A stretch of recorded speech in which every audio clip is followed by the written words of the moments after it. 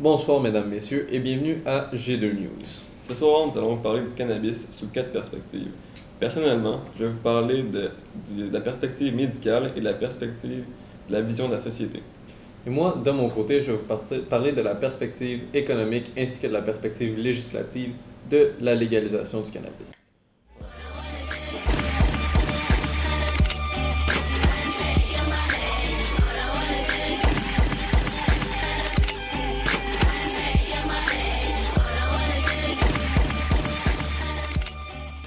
Au début de notre sujet sur le cannabis, nous allons parler de la perspective de la société, ce qui veut dire les inquiétudes.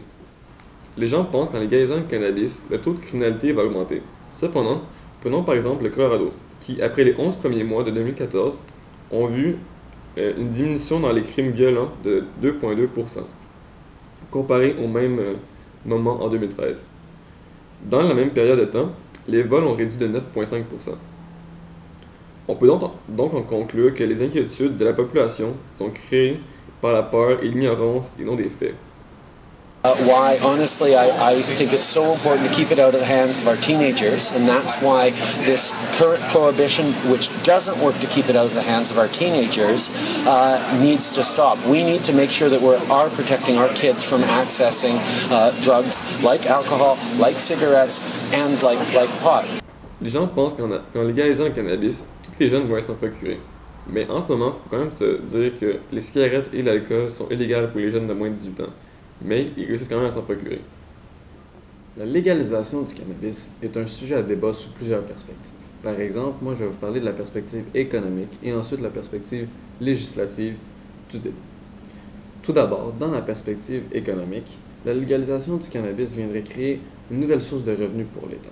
Par exemple, avec l'élection du nouveau premier ministre Justin Trudeau et sa promesse justement de légaliser le cannabis, il y a plusieurs compagnies à la bourse qui ont vu leur action monter de beaucoup. Par exemple, Canopy Growth ont vu leur action monter de 68% et ça seulement au mois d'octobre.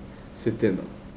Aussi, il y a plusieurs producteurs de cannabis, eux à des fins médicales, qui s'entendent pour dire que la valeur du marché pourrait atteindre une valeur de 8 milliards de dollars ou même un peu plus d'ici quelques années seulement. Une légalisation potentielle, on regarde un marché qui pourrait être d'envergure de 8 milliards de dollars dans les prochaines quelques années. Ici, à Masson-Angers, près de Gatineau, on est optimiste. D'immenses serres sont prêtes pour produire de la marijuana. Beaucoup de marijuana. On a des gros plans d'expansion, puis on planifie prendre une grosse part du marché. De plus, ça coûte plus cher à la société et à l'État de combattre la drogue, dont le cannabis joue un grand rôle, que de le légaliser. Donc, c'est plus rentable pour eux, justement, de le légaliser parce que, pour vous donner une petite idée en chiffres de ce que l'État dépense, ça s'élève à environ 428 millions de dollars par année à l'échelle du pays, et ça seulement pour appliquer le droit pénal. Donc, c'est beaucoup. Aussi, pour avoir un bon exemple, pour voir si une société peut bien fonctionner avec la légalisation du cannabis, on a juste à regarder nos voisins d'en bas, les États-Unis, où dans certains États, ils ont légalisé le cannabis. Par exemple, au Colorado ou dans l'État de Washington. Un des bons exemples, c'est le Colorado, où même seulement une semaine après la légalisation, on fait des revenus de plus de 5 millions de dollars.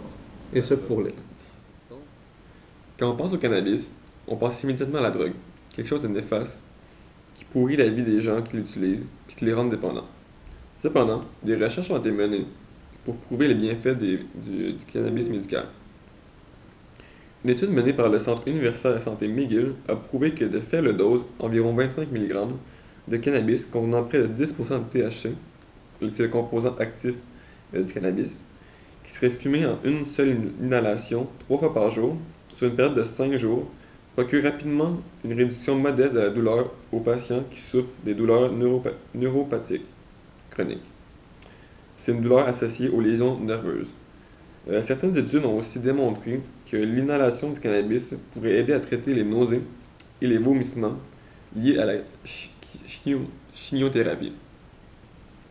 Des scientifiques ont découvert que le THC et d'autres cannabinoïdes, comme le CBD, ralentissent la croissance, ils pourraient même détruire certaines cellules cancéreuses. Addictions. Yeah. Well, listen, addictions are a problem, whether it be alcohol, whether it be nicotine. Marijuana is actually less addictive than many others, but it's not a health food supplement. En conclusion, on peut donc voir que les inquiétudes de la population ne sont pas basées sur des faits et que c'est juste le gouvernement qui alimente une peur inexistante juste pour faire une guerre contre le cannabis. Aussi, on peut voir que le cannabis peut être utilisé comme médecine qui est vraiment peu coûteuse et qui est naturelle. Ensuite, pour la perspective législative de la légalisation du cannabis, il va y avoir beaucoup de coûts, on s'entend bien sûr, qui sont reliés à ça. Par exemple, pour établir une loi et la faire passer, ça demande beaucoup de temps et aussi beaucoup d'argent. La surveillance qui devrait être mise en place suite à cette légalisation-là va aussi impliquer beaucoup de coûts. Par exemple, ça va créer des nouveaux emplois, donc des nouveaux salaires, et aussi il va falloir débourser de l'argent pour les nouveaux emplois. De plus, il y aura beaucoup de coûts reliés au contrôle du marché et ainsi que de la production pour s'assurer que tout reste dans le légal. Par contre, tous les coûts qui vont être reliés à la légalisation, ça va toujours être moins cher que de lutter contre la drogue où on s'entend comme le cannabis joue un grand rôle. Ça coûte au gouvernement environ 428 millions de dollars par année, et c'est seulement pour l'application du droit pénal, qui comprend les dépenses des policiers ainsi que de l'appareil judiciaire. Ça, c'est beaucoup d'argent par année à l'échelle du pays. La prévention, l'éducation et les traitements reçoivent pour leur part en moyenne 23 millions de dollars, ce qui s'ajoute aux 428 millions. Ça commence à faire énormément d'argent pour lutter chaque année contre la drogue. La légalisation va avoir bien entendu plusieurs coûts que l'État devra débourser, mais c'est un investissement à long terme selon moi. Parce que, comme je l'ai dit, dans la perspective économique, il va y avoir beaucoup de taxes qui vont être là-dessus, comme dans le fond on a sur nos cigarettes présentement.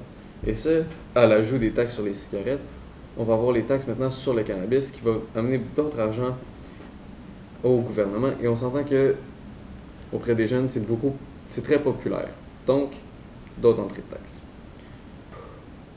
Pour finir, il serait préférable pour l'État de légaliser le cannabis, autant du point de vue économique que du point de vue législatif, étant donné tous les bienfaits que ça aurait pour le gouvernement, comme la nouvelle source de revenus et aussi l'arrêt des dépenses contre la lutte anti-drogue. Merci beaucoup et bonne soirée.